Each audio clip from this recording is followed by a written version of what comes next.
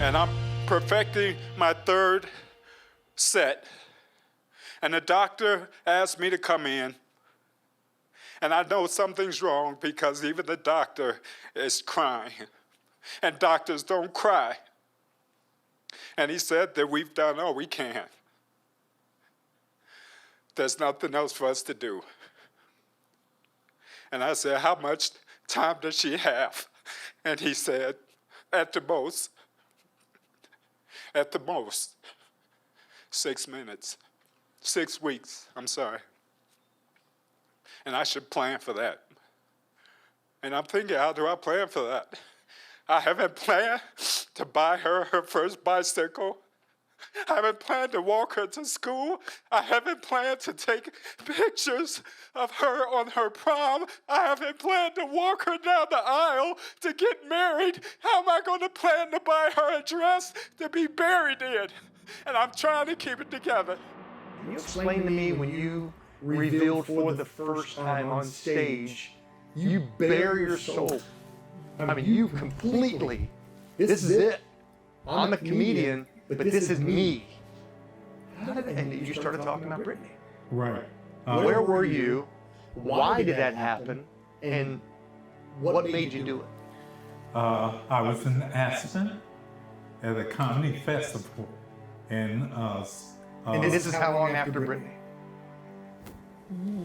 Are we talking months, weeks? Years. Okay, years. So we've moved on. You've dealt with it, but for some reason you're in Aspen and Brittany said, tell my story. You're on stage and you hear this little angel.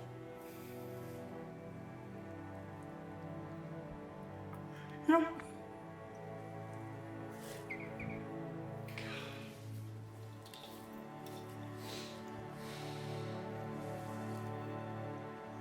So, like you said, trigger. So, you didn't have therapy back then. You definitely didn't have therapy if you're black. Because have therapy. No, that didn't happen. That's oxymoron. Right. Therapy and black? Hey, can I, oh no. No, right. You're shot. Hey, put some Epsom salt. So it's like, right, so you're black, you're male. And so yeah.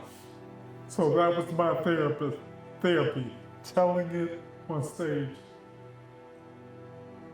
In its raw form, yeah. And I don't want to cry, but it's coming. And I'm trying to tell myself, Tony, I'm trying to beg the world, just give me a chance. Just give me a chance. Just let me take a breath. Just stop just for a minute. I want to call my parents and tell them, what do I do? I don't know what to do. I'm a grown man, and I don't know what to do. And a voice in me comes up like Denzel from Training Day. Man up! You think you're the only one losing kids today? 25 kids walked in here with cancer, only 5 walking out. This ain't no sitcom. It don't wrap up all nice and tidy in 30 minutes. This is life. Welcome to the real world. And he was right. Did you know this film? You didn't even think about it. No. She said, tell the story, you told the story, and Years later, I found out someone had a flip phone. had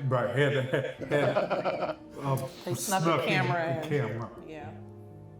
Okay. Because YouTube was not. No. Yes. YouTube is like texting. Like that's that was like the pager. Yes. So, okay. Are you glad that was filmed?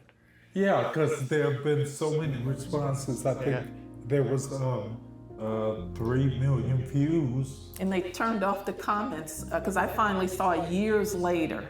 Oh, I went on YouTube and I saw it years later, not maybe 7 years ago. So people, Yeah. people They were turned off the comments. moved by it. Yeah, As it yeah, should be. yeah. The comic world, the comedians, you guys are a different breed. Yes, we are.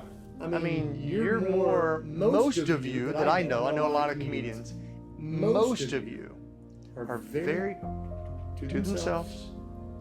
Most of you are very quiet. Most of you don't like the public eye, except when you're on that stage for your set and then you're done.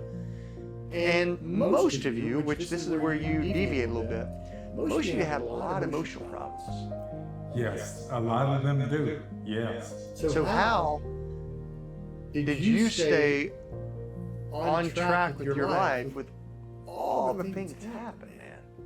If anyone has a reason to fall into that category of having emotional issues, dealing with just how you've compartmentalized the passing of Brittany, the MS, the certain things that you've been challenged with, I would be like, yeah, I can see why Anthony goes out and he goes crazy and gets into a fight somewhere, right?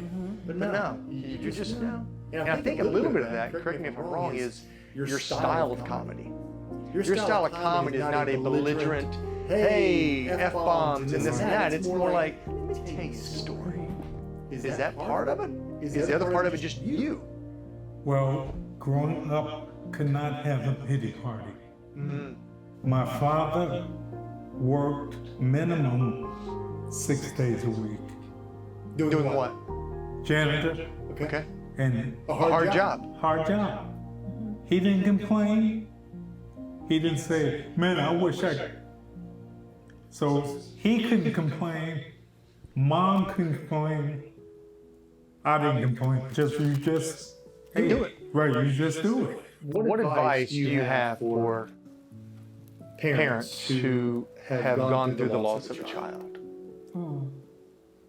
I would say, for me, don't be afraid to talk about your child.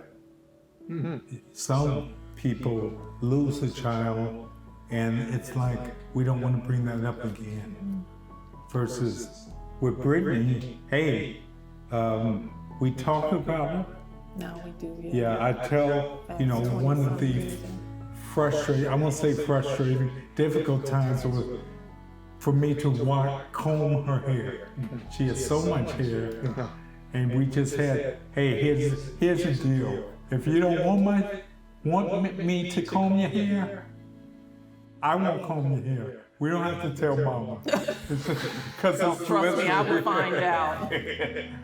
So I would say, because it's so, you would love the fact that you could say, hey, remember because you remember those days Yes, when yes. she was 3, Yes. when she stood up for Yes. the first time. I agree with Yeah, that. 'cause well, of your kids now. Yeah. When your child grew up, when they took their first step, when they said no and stuff like that, all that you remember, that's imprinted. So share that. Thank you from the bottom of my heart for sharing these. First off, just sharing Brittany.